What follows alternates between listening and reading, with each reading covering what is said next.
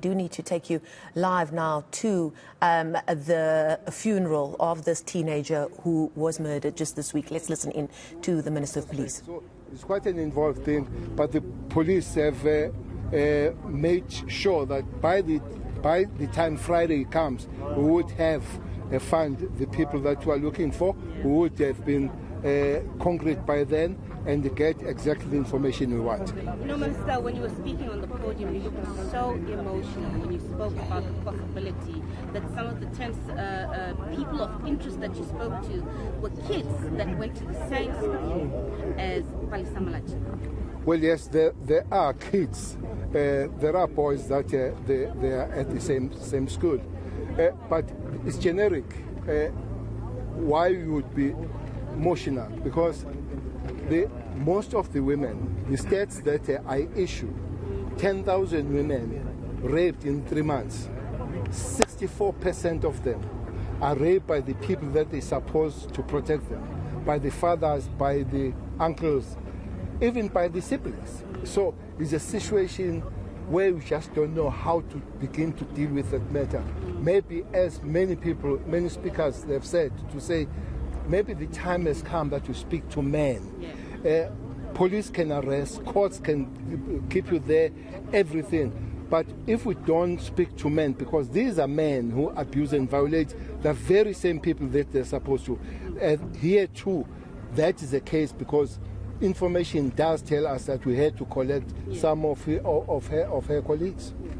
Buiseni and Lozi spoke, Dr. Buiseni and Lozi spoke about how we are a broken nation. And this is reflected in, just to pivot a little bit, what happened in the early hours of Glebeland's hostel in Umlazi, where 7 people were killed. Minister, what do you have to say about that? What are your investigations saying about that Glebeland's killing in the early hours of this morning? You know, we're in such a violent kind of a situation. You talk about that case, and I know, again, my throat will be cut when I say I'm a KZN boy through and through, but I'm not afraid to say we have a demon there. When it comes to the hitmen, when it comes to Zinkabi, you go to that province. You see, yesterday morning in KZN, there were 2 shootouts. The one at Westville, where they robbed the men coming out of the bank, and then there was a shootout. Thanks that the police prevailed there. People died. We can't celebrate it, but at a certain given point, police will have to be tough if these guys are tough. That's what happened.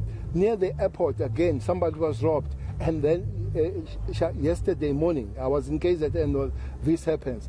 That Glebelands, we thought we have sorted it. You remember that early this year, 8 people were given life sentence in the Glebelands, who in the 2011 were killing people and all that.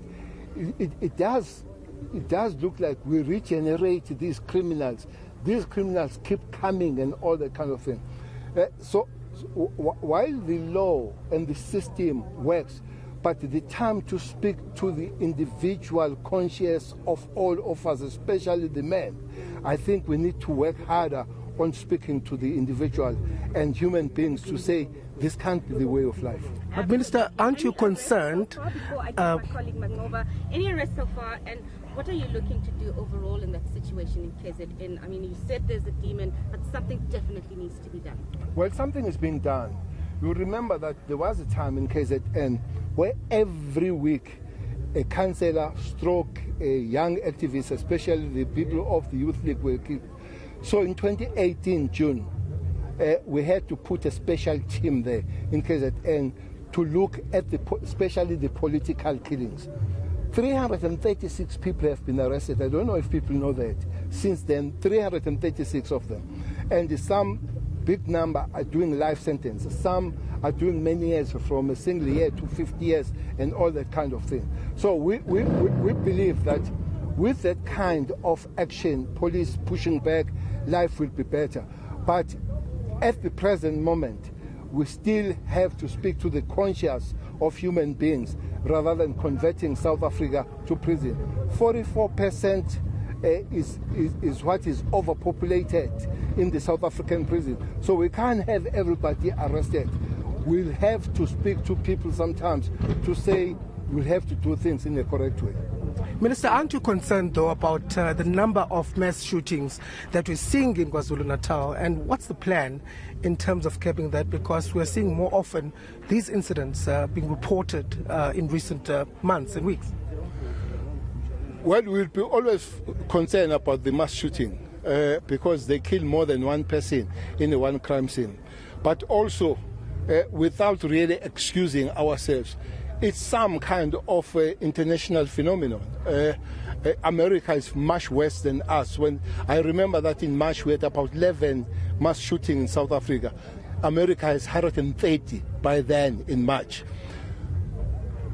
Unfortunately, in America they are having legal firearms. In South Africa we have illegal firearms. We have put in order. We are working on reducing firearms. You would know, I always see you there in Okai Mulao and all that. That has been put and spread in the whole Republic of South Africa.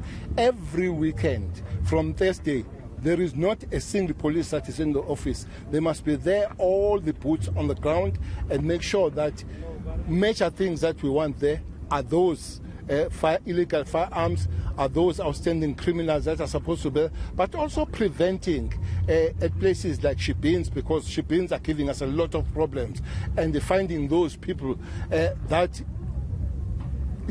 they take upon themselves that come the weekend, they'll cause trouble in the country. But does it say something about our crime intelligence? Because, I mean, these incidents are not prevented before they happen, Minister. Well, I don't know why you can't find the prevented incidents, because they are. Only last week in Soweto, we arrested 7 people. One was shot. There was an exchange of fire there, and those people were found in the base.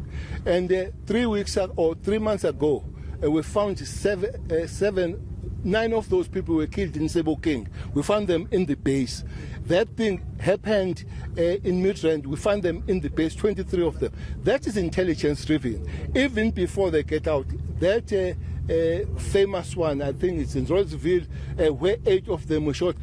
All those are intelligence driven. That's why those people are found on the base, even before they leave the base, even before they're at the place where they're going to commit crime. So to say intelligence is not working is not very correct, because there are quite several operations, by the way, that are intelligence driven and are quite successful if you look at the response of the police at the present moment. Just a final question from me, Minister. The police officers, of course, that turned away the family when they had asked for help, you spoke about that at length during your address. What's going to happen? There are calls, of course, for consequences. Well, I want to continue to apologize on behalf of the police, especially good police, because when I spoke to the family this morning, they raised that issue. But they also raised the issue that there were good police that came and helped them. They mentioned them by name. I'm not going to do that. But those already, the provincial commissioner has put the disciplinary measures on these police that they were at the station. Looks like we're looking around 4 police. But also the secretariat, the body that works with the Minister of Police to check the behavior of the police, they have been instructed to be here on Monday.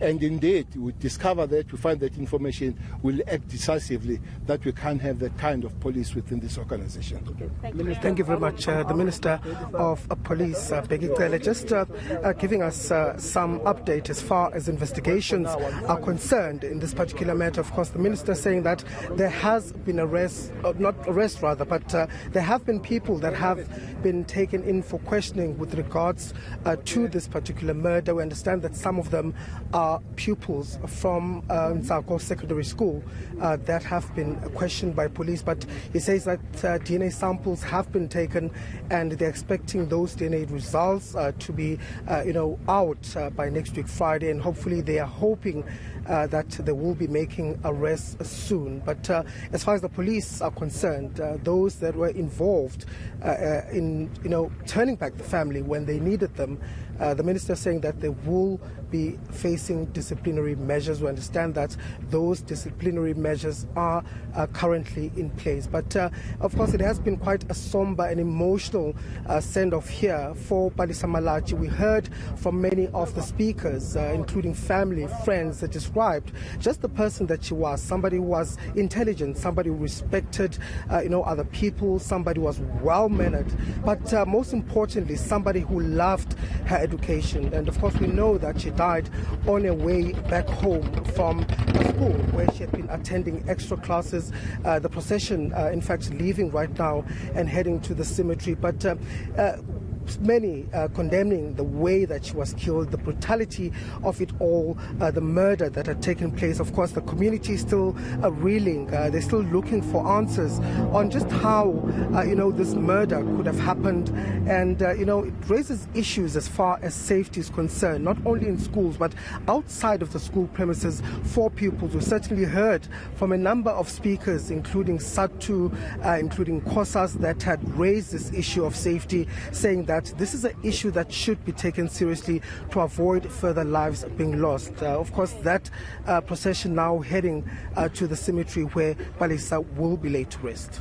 Okay, thank you so much. Our reporter Manqoba Mchunu reporting to us live there from Soshanguve, where a shocked community is laid to rest. One of their bright lights, 17-year-old Palesa Malatji, and we heard there from the Minister of the Police, speaking about what they're doing to prevent more of this kind of thing happening, a real scourge in our society.